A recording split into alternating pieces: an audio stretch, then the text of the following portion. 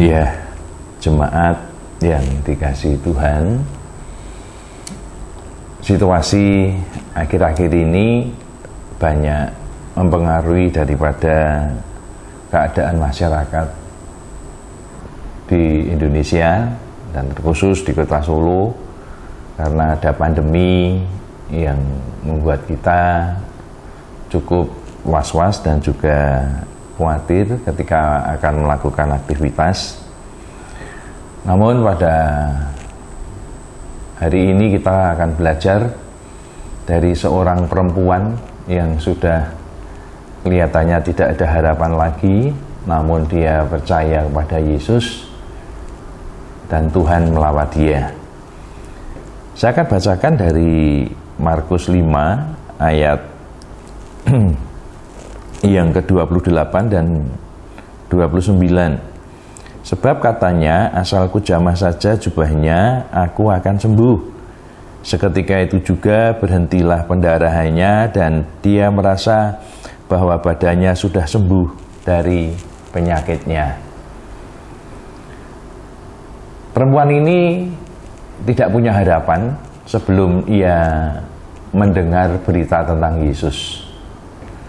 Namun ketika ia mendengar berita tentang Yesus, di situ perempuan yang sakit pendarahan yang sudah 12 tahun lamanya, dia berobat namun tidak sembuh, dan berita Yesus memberikan semangat dan kegembiraan pada perempuan ini.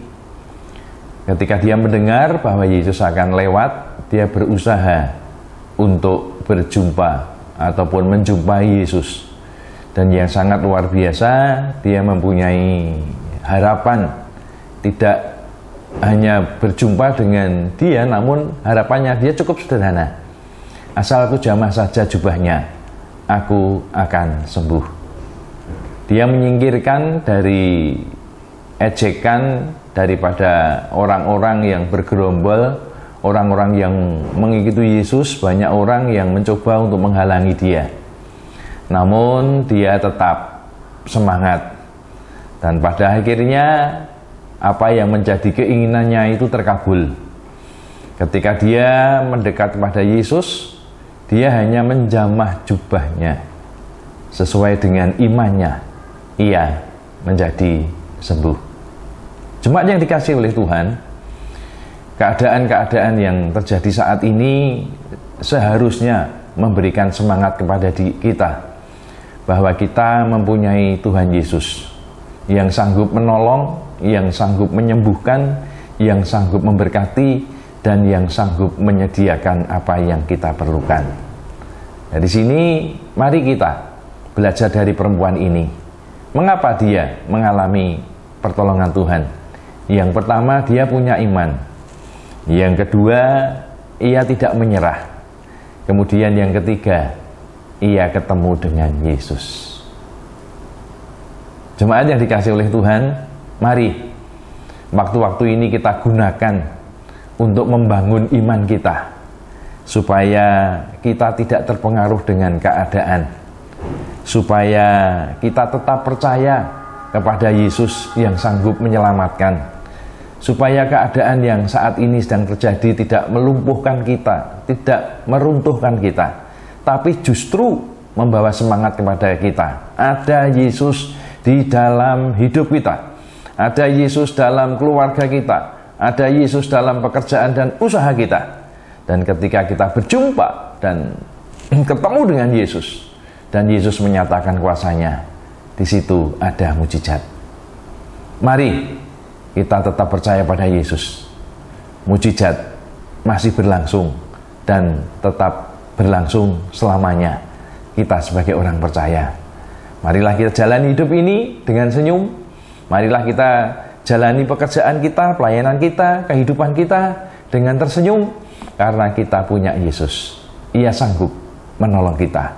Ia pun yang sudah menolong perempuan Kanani ini, ia pun juga akan menolong Bapak Ibu, saudara-saudara semua.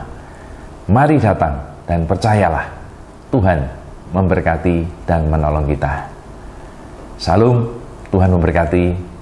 Tuhan memberkati kita semua dan menyatakan kuasa-Nya. Kita akan berdoa. Tuhan, ajari kami untuk melihat segala sesuatu yang kelihatannya mustahil dengan pandangan kami, pandangan iman di dalam Yesus. Karena Engkau hadir di dalam keluarga kami, pekerjaan kami, rumah tangga kami, kehidupan kami, usaha kami, dan Engkau pun juga sanggup Tuhan untuk menyatakan mujizat-Mu dalam kehidupan kami. Kami serahkan sidang jemaat-Mu, Roh-Mu yang kudus yang meneguhkan mereka, sehingga setiap anggota jemaat yang mengikuti acara ini, mereka dilawat, dijamah, dan mujizat-Mu terjadi untuk mereka, baik dalam keluarga mereka, usaha mereka, pekerjaan mereka, dan juga kehidupan mereka. Dalam nama Tuhan Yesus, kami berdoa. Amin. Tetap semangat, jaga kesehatan.